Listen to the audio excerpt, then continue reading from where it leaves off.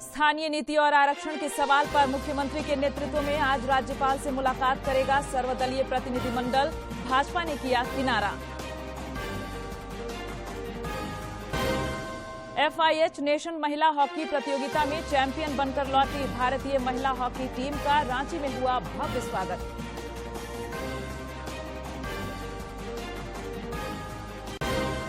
और नववर्ष के स्वागत में राज्य के पिकनिक स्पॉट होने लगे गुलजार, क्रिसमस को लेकर जगह जगह गैदरिंग।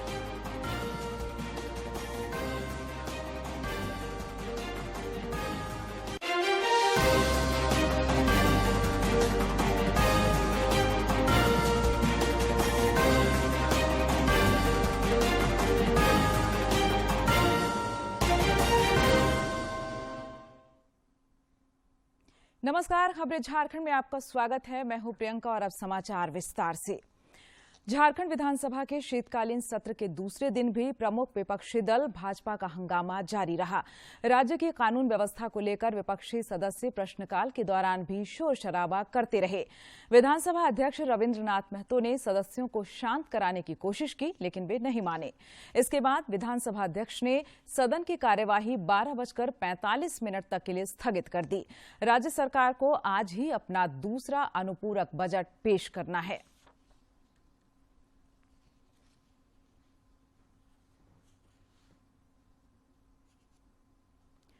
मुख्यमंत्री हेमंत सोरेन के नेतृत्व में भाजपा छोड़ राज्य के सभी दलों के प्रतिनिधि आज राज्यपाल रमेश बैस से मुलाकात करेंगे।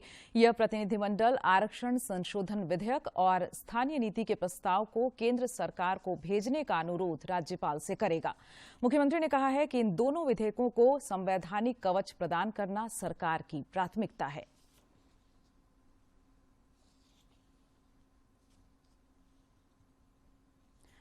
इधर भारतीय जनता पार्टी ने राज्यपाल से मुलाकात के कार्यक्रम से अपने को अलग कर लिया है। पार्टी के प्रदेश अध्यक्ष दीपक प्रकाश ने मुख्यमंत्री को पत्र लिखकर कहा है कि राज्य सरकार द्वारा पारित 1932 के खतियान का मामला जनता के साथ छलावा है। उन्होंने यह भी कहा है कि इसे केंद्र को भेजने के लिए किसी प्रक्रिया का पालन नहीं किया गया है। भारतीय जनता पार्टी ने आज दिल्ली में पार्टी संसदीय दल की बैठक आयोजित की। बैठक में प्रधानमंत्री नरेंद्र मोदी और राष्ट्रीय अध्यक्ष जेपी नड्डा के अलावा तमाम पार्टी सांसद शामिल हुए। इस दौरान मोटे अनाज को बढ़ावा देने पर चर्चा हुई। साथ ही G20 बैठकों के दौरान लंच और डिनर में भी मिलेट के उपयोग को बढ़ावा देने पर चर्चा हुई। साथ ही खिलाड़ियों को भी मोटे अनाज का उपयोग करने की नसीहत देने पर चर्चा हुई।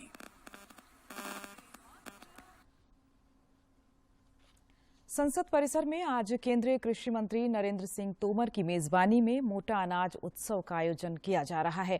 इस दौरान संसद के सभी सदस्यों के लिए स्पेशल लंच की व्यवस्था की गई है। स्वाद चखेंगे। प्रधानमंत्री नरेंद्र मोदी की पहल पर संयुक्त राष्ट्र ने वर्ष 2023 को अंतर्राष्ट्रीय बाजरा वर्ष घोषित किया है। भारत के प्रस्ताव को 72 देशों ने समर्थन दिया और संयुक्त राष्ट्र महासभा ने मार्च 2021 में साल 2023 को अंतर्राष्ट्रीय बाजरा वर्ष के रूप में घोषित किया है।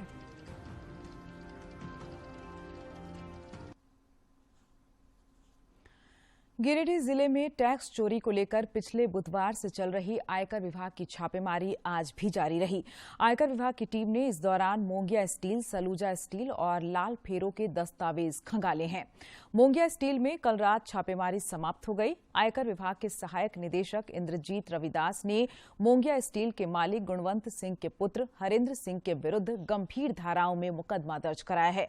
उन पर सबूत नष्ट करने और कार्य में बाधा डालने का आरोप है।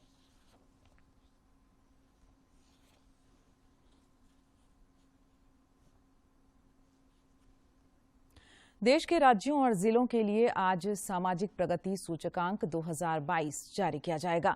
इसे प्रधानमंत्री नरेंद्र मोदी की आर्थिक सलाहकार परिषद ने तैयार किया है। डॉक्टर विवेक देब रॉय इस रिपोर्ट को जारी करेंगे। इस कार्यक्रम में Michael green, CEO social progress imperative, और डॉक्टर अमित कपूर, मानद अध्यक्ष इंस्टीट्यूट ऑफ कॉम्पिटिटिवनेस और लेक्चरर स्टैनफोर्ड यूनिवर्सिटी, अपनी बात रखेंगे। दोनों इस रिपोर्ट के लेखक हैं। राज्य और जिलेवार रैंकिंग और स्कोर कार्ड के साथ इस रिपोर्ट का उद्देश्य देश में सभी स्तरों पर की गई सामाजिक प्रगति का एक व्यवस्थित विवरण प्रदान करता है। ये रिपोर्ट सूचकांक में अच्छा प्रदर्शन करने वाले जिलों की उपलब्धियों और सामाजिक प्रगति हासिल करने में राज्यों की भूमिका पर भी रोशनी डालती है। रिपोर्ट के एक विशेष खंड में भारत के आकांक्षी जिलों का भी विश्लेषण है, जिसमें जमीनी स्तर पर सामाजिक प्रगति की व्यापक समझ पैदा होती है। ये रिपोर्ट आने वाले वर्षों में निरंतर सामाजिक आर्थिक विकास हासिल करने के लिए नीति।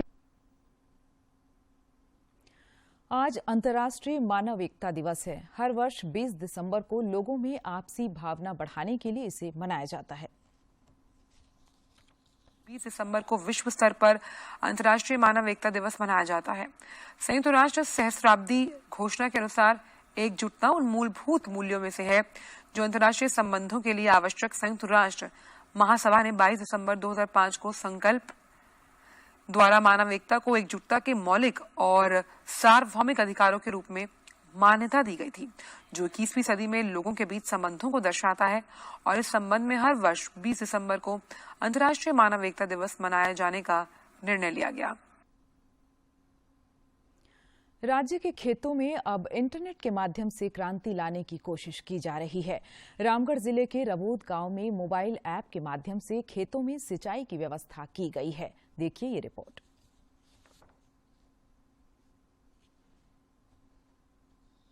रामगढ़ जिले की रबोद पंचायत का कुसुमडीह गांव खेती किसानी की नई परिभाषा गढ़ रहा है। यहां रहने वाले किसान विनोद कुमार मोबाइल ऐप के माध्यम से खेतों को सिंचित कर रहे हैं। ऑटोमेटेड ऑटोमेटेड इरिगेशन सिस्टम जो हमारे बागान में जो लगा हुआ है, तो उनका काफ़ी हेल्प रहा।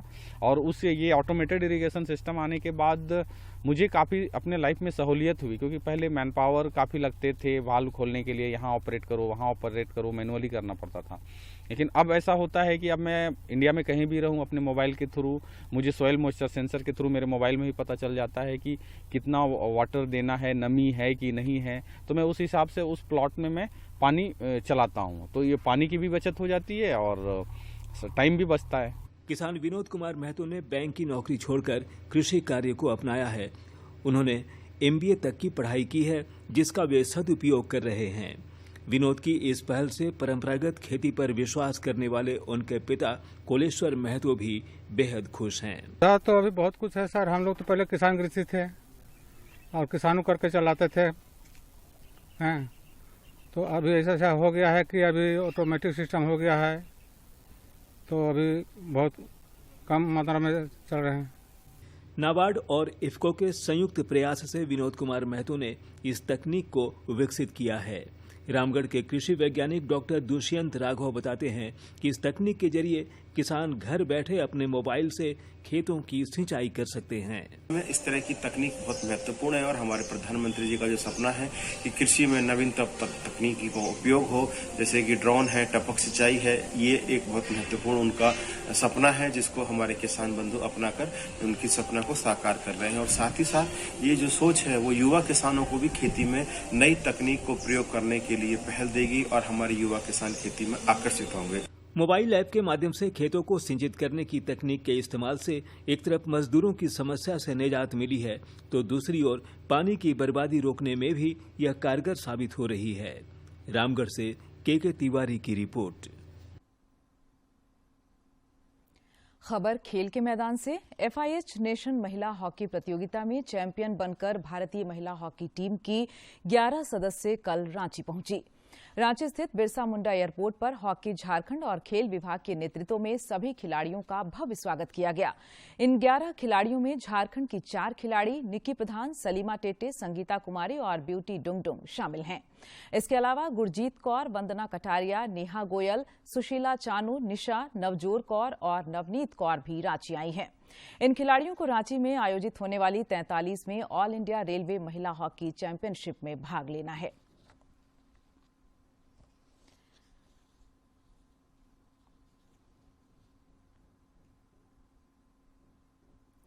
चाईबासा के सिंहभूम स्पोर्ट्स स्टेडियम में मुख्यमंत्री आमंत्रण फुटबॉल प्रतियोगिता का जोनल टूर्नामेंट शुरू हो गया है।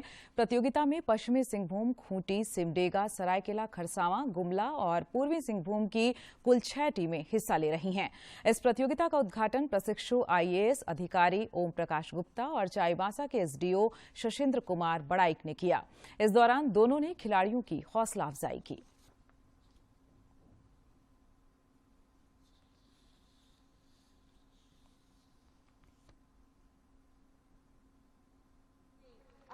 कलेक्टर सरकार उपलब्धि होती है और हार और जीत अपने तरफ है। एक छोटी सी अनसर्टेनिटी हमेशा हर एक प्रतियोगिता में रहती है, तो उसकी परवाह किए बिना पूरे उत्साह के साथ प्रतियोगिता में शामिल होना है। कि आप विजेता के रूप में यहाँ पास आए। अब यहाँ पास आप जोनल स्तर पे विभिन्न जिलों से उन्हीं विजेताओं के मध्य आप लोगों के एक प्रतियोगिता होगी और हम लोग जानते हैं कि हर प्रतियोगिता में कोई एक विजयी होता है, कोई एक ही आदमी होगा जो कि विजयी होगा। ब्लाइंड क्रिकेट विश्व कप का खिताब हासिल करने वाली भारतीय टीम के स्वदेश लौटने पर दिल्ली में उनका भव्य स्वागत किया गया। केंद्रीय खेल मंत्री अनुराग सिंह ठाकुर और खेल राज्य मंत्री निशित प्रमाणिक ने खिलाड़ियों का हौसला बढ़ाया। हुए ब्लाइंड T20 विश्व कप का खिताब अपने नाम करने वाली भारतीय ब्लाइंड क्रिकेट टीम जब दिल्ली पहुंची तो जीत का जश्न कुछ ऐसा था।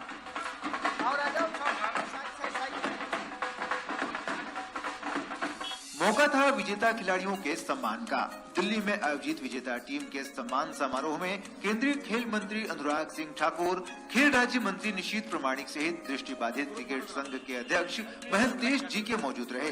खेल मंत्री ने लगातार तीसरी बार T20 विश्व कप का खिताब जीतने वाली ब्लाइंड क्रिकेट टीम के सदस्यों को सम्मानित किया। इस अवसर पर उन्होंने खिलाड़ियों की तारीफ करते हुए उनकी जीत को ऐतिहासिक बताया।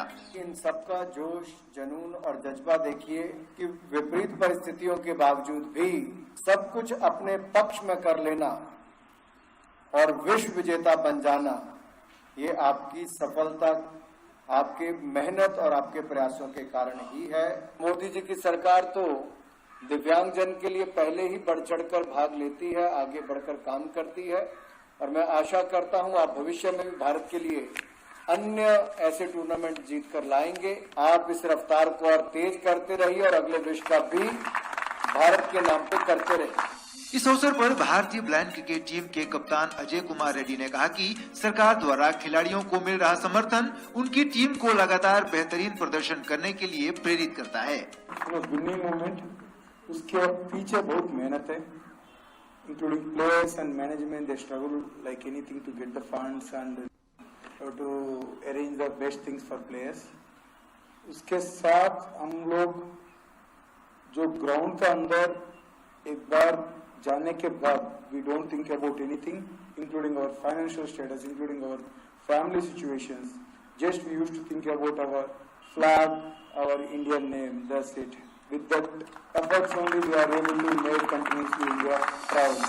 ब्लाइंड T20 विश्व कप में हिस्सा लेने वाले भारतीय टीम में 10 राज्यों के 17 खिलाड़ी शामिल थे। टीम ने T20 विश्व कप के फाइनल में बांग्लादेश को 120 रन से हराकर लगातार तीसरी बार यह खिताब अपने नाम किया है। इससे पहले भारतीय टीम साल 2012 और 2017 में T20 विश्व कप का खिताब अपने नाम कर चुकी है। नारायण सिंह के साथ सुशील कुमार की रिपोर्ट, DD न्यूज। खूंटी जिले में पर्यटन स्थलों की भरमार है। दिसंबर का महीना आते ही इन पर्यटन स्थलों में सैलानियों की भीड़ जुटने लगती है। खूंटी में नए साल के स्वागत की तैयारी अभी से ही शुरू हो गई है। इसके साथ ही जिले के पर्यटन स्थलों में पर्यटकों का आना प्रारंभ हो गया है।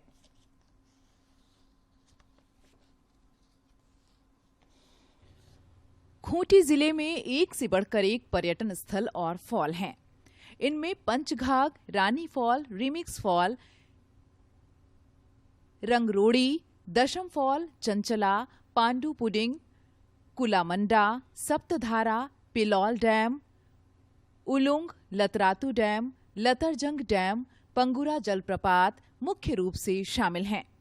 इन पर्यटन स्थलों को प्रकृति ने मानो फुर्सत से गढ़ा है। वैसे तो यहाँ सालों भर लोगों का आना जाना लगा रहता है, लेकिन दिसंबर एवं जनवरी का महीना काफी खास होता है। बहुत ही अच्छा लगा। Like we have come with our family, हम अपने फैमिली के साथ आए, काफी सेफ लगा। फैमिली के साथ काफी फॉल्स होते हैं जहाँ पे हमें सेफ नहीं लगता है, बट यहाँ पे बहुत ही डिसेंट क्राउड भी था और एनवायरनमेंट भी बहुत अच्छा। जंगल, पहाड़ों और चट्टानों से होकर बहने वाले फॉल पर्यटकों के लिए सेल्फी जोन भी बन जाता है। साथ ही जिले के प्रमुख पर्यटन स्थलों में पर्यटकों के लिए वॉच टावर, शेड और शौचालय भी बनाए गए हैं। जिन इलाकों में पर्यटकों की भीड़ प्रत्येक वर्ष रहती है, वहां जिला प्रशासन और पर्यटन विभाग द्वारा बच्चों के मनोरंजन के लिए आकर्षक झूले भी लगाए गए हैं। हम लोगों को बहुत अच्छा फील हुआ और हम लोगों ने जैसा कहा, हम लोग फैमिली के साथ आए, हम लोगों ने चिकन बनाया और काफ़ी सारे डिशेस बनाए और इवन साथ में हम लोगों ने रील्स भी बनाया। यहाँ पे मतलब सारे लोगों को हम लोग यही कहना चाहते हैं कि यहाँ पे अगर आप आओगे तो एक आपको अच्छा एनवायरनमेंट मिलेगा। दिसंबर के आते ही पर्यटकों का रुख पिकनिक स्पॉट की ओर होने लगा है। पंचघाघ में बहती जलधारा में पर्यटक जमकर नैसर्गिक स्नान का आनंद लेते हैं, तो वहीं दूसरी ओर रानी फॉल में पर्यटकों की मस्ती देखते ही बनती है। आज मेरा बर्थडे है और हम यहाँ पर पानी से बहुत खेले और हम लोग बहुत मस्ती की है और बहुत सारा फोटो भी खिंचा है। खूंटी जिला प्रशासन भी पर्यटकों के स्वागत के लिए तैयार है। उपायुक्त ने पर्यटकों से खूंटी को क्लीन और ग्रीन जोन के रूप में डेवलप करने में मदद देने की अपील की है। उन्होंने पर्यटन स्थलों पर प्लास्टिक का उपयोग नहीं करने का आग्रह भी किया है। जो हमारे पर्यटक मित्र हैं और जो और लोग भी हैं जो टूरिज्म सेक्टर में कुछ करना चाहते हैं, उनकी ट्रेनिंग हो, कैपेसिटी बिल्डिंग हो, उस पर भी काम चल रहा है। आने वाले समय में बेहतर तरीके से देखने को मिलेगा और खास करके मैं यहाँ पे जितने टूरिस्ट लोग आ रहे हैं उनको मैं ये भी कहूँगा कि आप आए, यहाँ पे टूरिज्म का आनंद लें। आपकी सिक्योरिटी की पूरी व्यवस्था हमारी जिम्मेदारी रहेगी, जिसको हम लोग पूरी तरीके से टैक्टफुल रखेंगे और आपसे उम्मीद रहेगी खूंटी को ग्रीन खूंटी के रूप में कन्वर्ट करते हुए प्लास्टिक का यूज नहीं करें। जहां एक ओर खूंटी जिला दिसंबर जनवरी महीने में पर्यटकों को आकर्षित करता है, वहीं इससे स्थानीय महिलाओं को रोजगार के अवसर भी मिल जाते हैं। पर्यटन स्थलों पर चना, बादाम, झालमुरही, इडली, गुलगुला, धुसका समेत कई तरह के खाद्य पदार्थों की बिक्री स्थानीय ग्रामीणों द्वारा की जाती है। यहां तक कि पेयजल और पत्तल दोना की बिक्री भी स्थानीय महिला समूहों के माध्यम से किया जाता है। दूरदर्शन समाचार के लिए खूंटी से ज्योत्सना शीला डांग की रिपोर्ट। राजधानी रांची समेत राज्य भर में क्रिसमस की तैयारियां शुरू हो गई हैं। गिरजाघरों को सजाने और संवारने के साथ साथ चरनी बनाने का भी काम शुरू कर दिया गया है। क्रिसमस का पर्व 4 दिनों के बाद है, लेकिन ईसाई धर्मावलंबियों में अभी से जश्न का माहौल देखने को मिल रहा है। लोग उत्साह से लबरेज हैं। राज्य के विभिन्न गांवों, टोलों और गिरजाघरों में क्रिसमस गैदरिंग की धूम देखी जा रही है।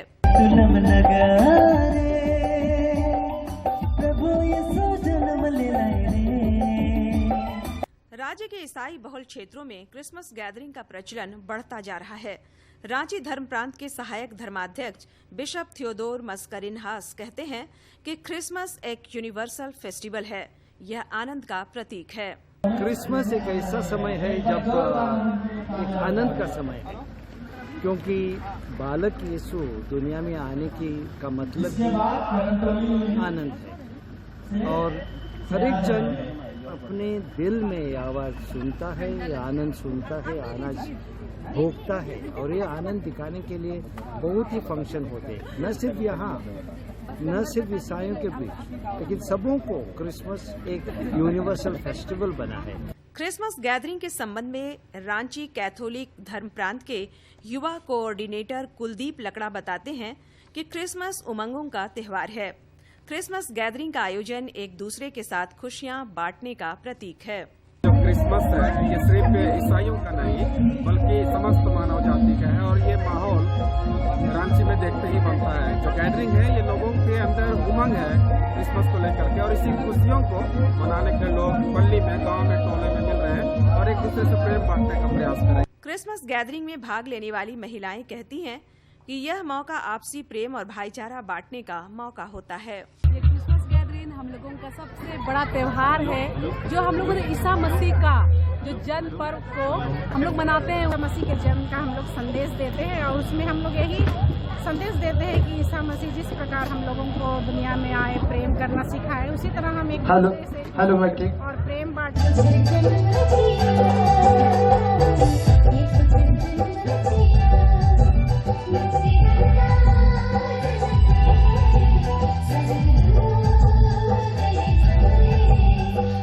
ऐसे तो कर्मा और सरहुल झारखंड का प्रमुख त्योहार है, मगर सप्ताह भर चलने वाला क्रिसमस का त्योहार भी यहाँ के लिए बेहद खास है और क्रिसमस गैदरिंग उसी का एक हिस्सा है। दूरदर्शन समाचार के लिए रांची से प्रताप की रिपोर्ट। और अब बात मौसम की। राजधानी रांची समेत राज्य भर में अगले 2 दिनों के बाद तापमान में एक बार फिर बढ़ोतरी होगी। भारतीय मौसम विज्ञान केंद्र रांची के वैज्ञानिक अभिषेक आनंद ने बताया कि पश्चिमी विक्षोभ की वजह से उत्तर भारत की ओर से आने वाली ठंडी हवा रुक जाएगी। इस वजह से तापमान बढ़ेगा। पिछले 24 घंटे के दौरान रांची का अधिकतम तापमान 24 डिग्री सेल्सियस और न्यूनतम तापमान 9.6 डिग्री सेल्सियस रिकॉर्ड किया गया। चतरा जिले में जिला प्रशासन की ओर से ठंड के मद्देनजर चौक चौराहों पर अलाव की व्यवस्था की जा रही है। जिले के उपायुक्त अबू इमरान के निर्देश पर ग्रामीण क्षेत्रों में भी लोगों को ठंड से बचाने की व्यवस्था जारी है। प्रखंड विकास पदाधिकारी गणेश रजक ने कहा कि आम लोगों को ठंड से बचाने के लिए जिला प्रशासन पूरी तरह मुस्तैद है।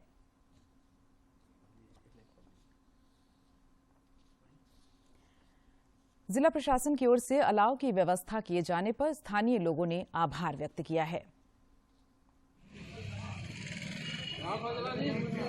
अंचल से किया गया है ये व्यवस्था और म्यूनिसिपैलिटी से यहाँ कोई शहर में नया व्यवस्था नहीं है लकड़ी पानी का।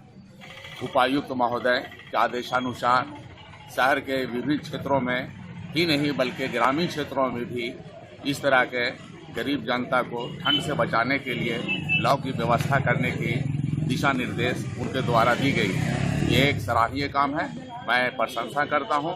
इसी तरह जिला प्रशासन की ओर से गरीब जनता को राहत दी जाती रहे तो देखते हुए। और अब कुछ खबर राज्य के विभिन्न जिलों से।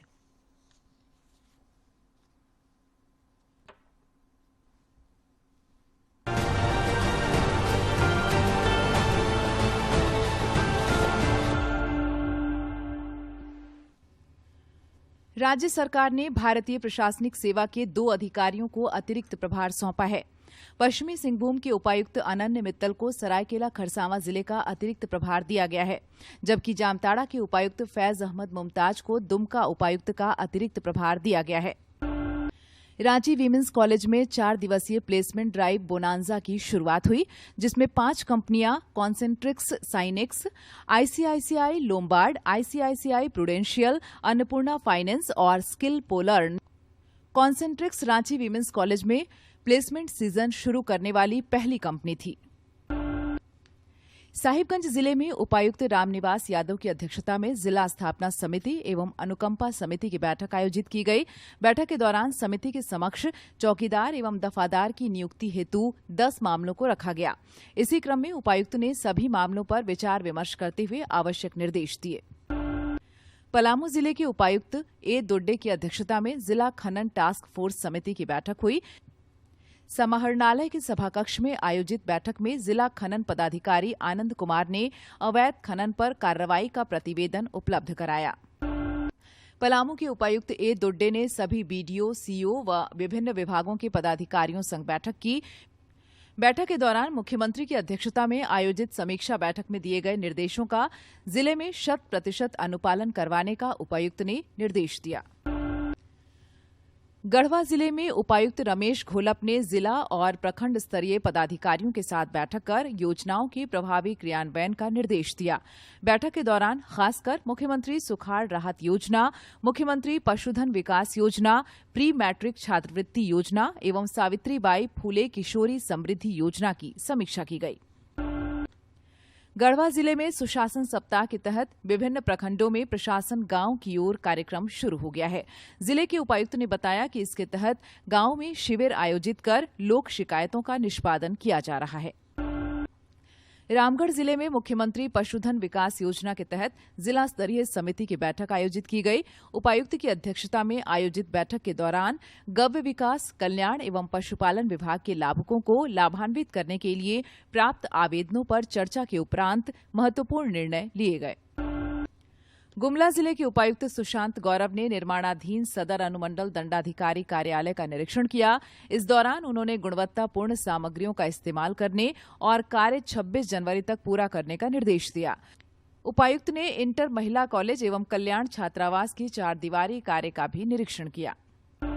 रांची के उप विकास आयुक्त रहे विशाल सागर की विदाई और जिले के नए उप विकास आयुक्त दिनेश कुमार यादव के स्वागत समारोह का आयोजन किया गया।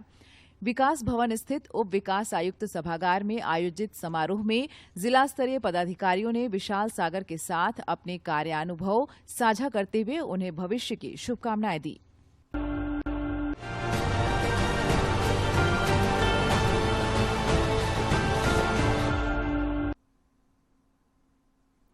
खबरों में आगे बढ़ेंगे। आकांक्षी जिला चतरा में किसानों की आर्थिक समृद्धि के लिए सरकार की ओर से कई कदम उठाए जा रहे हैं। जिले में खासकर मत्स्य पालन को बढ़ावा दिया जा रहा है और केंद्र सरकार की प्रधानमंत्री मत्स्य संपदा योजना यहां के किसानों के लिए वरदान साबित हो रही है।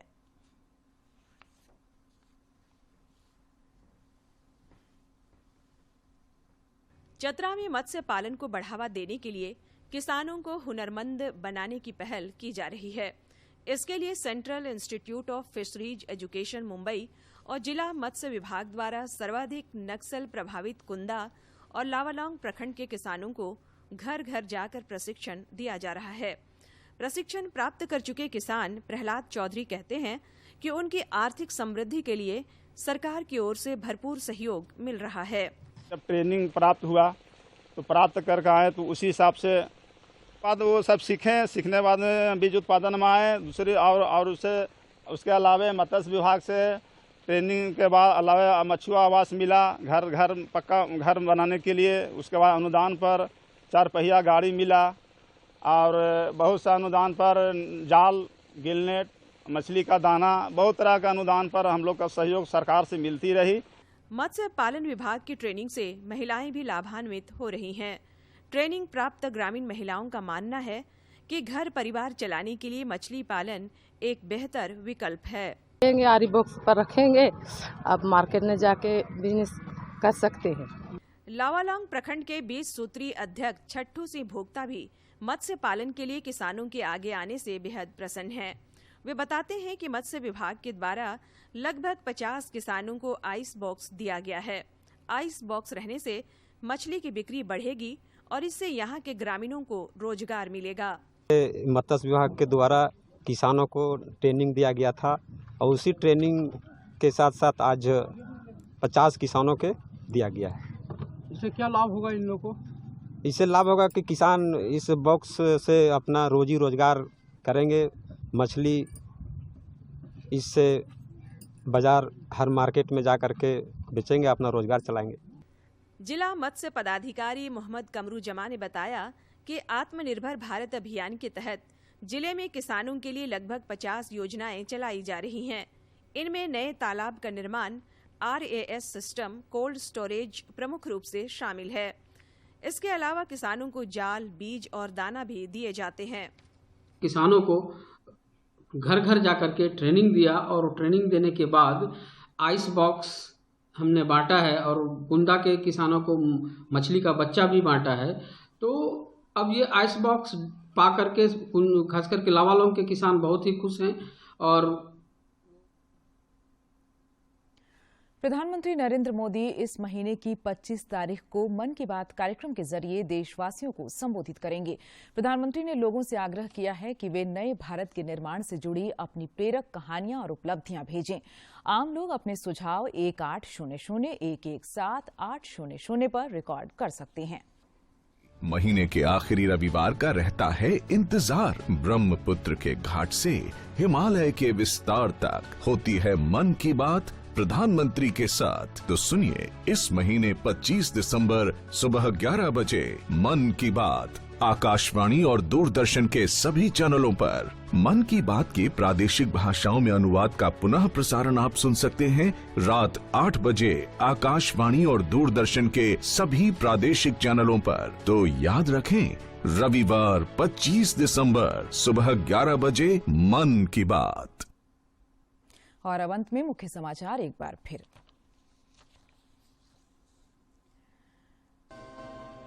विधानसभा के शीतकालीन सत्र के दूसरे दिन भी विपक्ष का हंगामा जारी। सरकार आज पेश करेगी दूसरा अनुपूरक बजट।